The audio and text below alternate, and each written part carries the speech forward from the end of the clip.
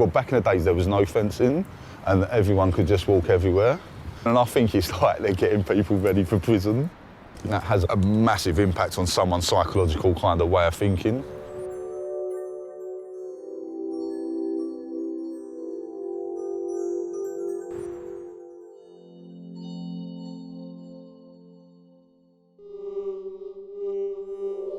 I always knew that I would end up in prison. I never saw prison as a deterrent. I never saw prison as something to be scared of. I saw prison as a bit of an occupational hazard.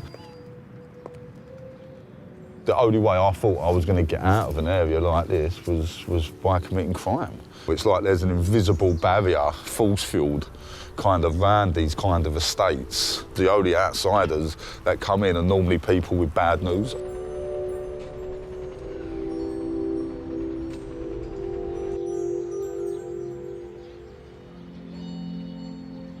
I'm from one of the roughest areas in Hackney. I didn't join a gang.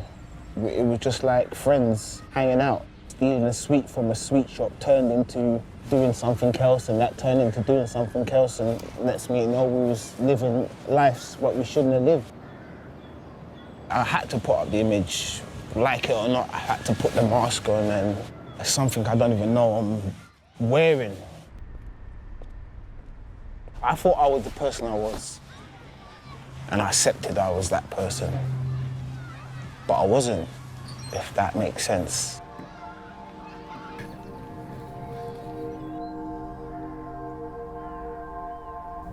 For myself, yeah, I was involved with the criminal justice system from a very young age. Yeah. Like, they know about my background. For me to be able to get to where I got to, doing 11 years in prison with no intervention prior to that, it just shows you that something's wrong, because I've been a part of the system from a very young age.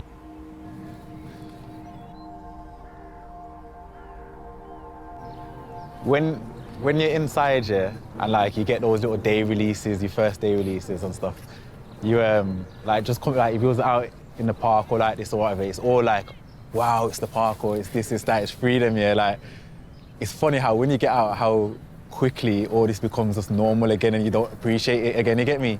2 months down the line and that, it's just, I don't even want to go out, I'd rather stay inside.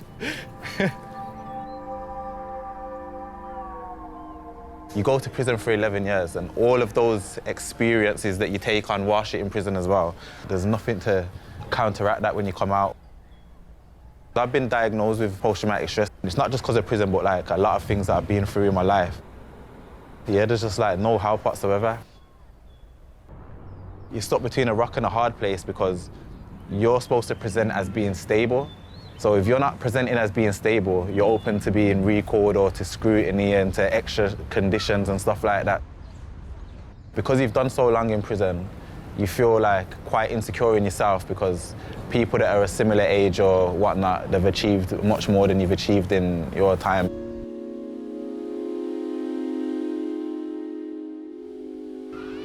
I'm constantly worried about my environment and what's around me.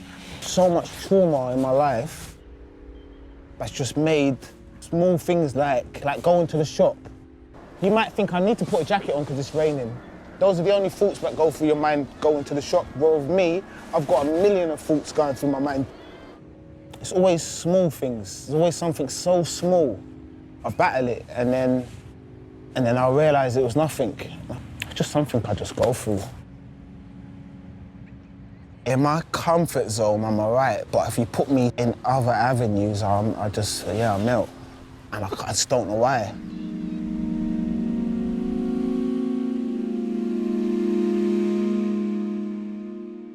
I knew eventually I'd find work, but I might get rejected a few times or told no. So how was I gonna deal with that? So that was something I battled for long. And that sort of stopped me from even applying, thinking, no, they're gonna say no. Look at me. They look at that piece of paper and it's just what's on that paper, and when it's so negative, I end up coming out with a job. I'm an engineer on the railway. The biggest fear for people is when you change your life and you want to become this new person, am I going to fit into this new world? Because it is a new world. It's a world that you're totally oblivious to. I didn't know what it meant to pay bills and pay taxes and insurance and all this kind of stuff. Like the car I'm driving now is the first car I've ever been 100% legal in. I'm 41 years old. I don't feel there wasn't a day where I didn't suffer some kind of abuse from prison officers. Suppose you've got a dog, you just lock it up in a cage for the period of time that I went to prison, which is 11 years, because that's effectively what it is. You spend most of your time in your cell. And every day you kick that dog, every day you kick that dog. When you eventually let that dog out of the cage, how do you think that dog's gonna behave? You know, it's sold as it's rehabilitation and it's this and that, but I don't really believe that it is rehabilitation. I feel like it's more punishment than rehabilitation. These people that you keep in there, you're gonna release them back into society at some point. So why not release them back into society and they can actually be productive members of society rather than people that are gonna go back out there and think, oh, what am I gonna do, and then get back into the rat race. Prisons are a law unto themselves, and I feel like if the public was taking a more active role in like seeing what's going on in there, they wouldn't be able to just do as they please, which they do now.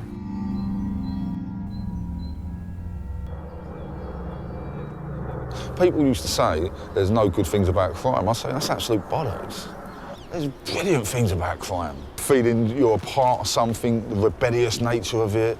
You know, there's loads of good feelings of it. The bad things of it, you create victims, you go to prison. It's about being realistic about it. And when you know your personal self and you can be realistic, it gives you the confidence to then move on to the next stage. And it's all about having confidence to being able to break away from something that's been a massive part of your life. You need a focus first and foremost, and once you have that focus, you need to not be knocked off the kind of road to your final destination, your final journey. And this sounds really stupid, but don't do it for your kids, your family, because if you do it for yourself, they will benefit from that anyway.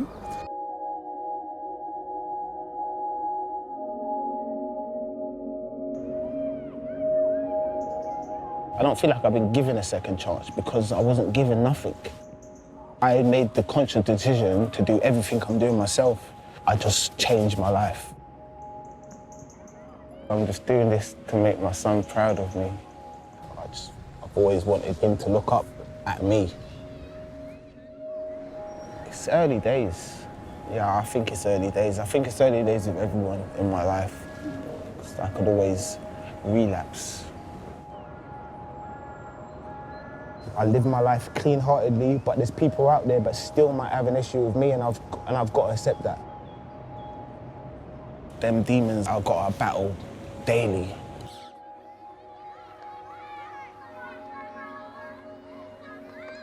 I think when we start looking at things as a society whole problem, rather than just a problem with the individual, then I think we can make greater strides in making the criminal justice system a more fair and just and humane system.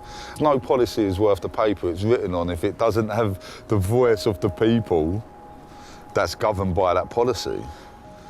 You're sent to prison to protect the public, but that shouldn't just mean because you're locked away for a certain amount of years that the public's protected from you. What about when you get out? The best way to protect the public is to make sure that when people go to prison, they're reformed, you know, because that means they're going to get them rehabilitated. That means when they get out of prison, they're not going to commit no more crime, and that is the best way to save the public, I think.